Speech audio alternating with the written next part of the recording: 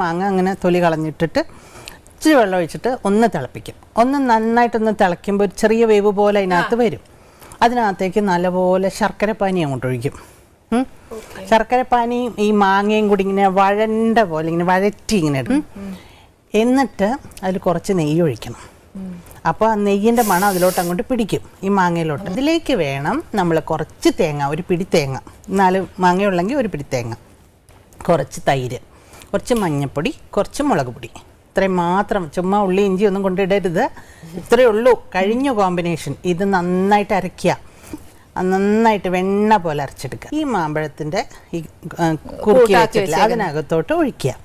എന്നിട്ട് പ്രത്യേകം ശ്രദ്ധിക്കേണ്ടത് കടുക്, മുളക്, ഉലുവ നെയ്യിൽ തന്നെ വറുക്കണം, വെളിച്ചെണ്ണയിലൊന്നും വറുക്കരുത്. വെളിച്ചെണ്ണയിലൊക്കെ വറുത്തത് സാധാരണ പുളിശ്ശേരിയായി പോകും. കളം പോലെ ഇരിക്കണം, കുറുകിയ പോലെ ഇരിക്കും, ഒരു പാത്രത്തിൽ ഇങ്ങനെ കുറുകിയ പോലെ. എന്ന് വെച്ചാൽ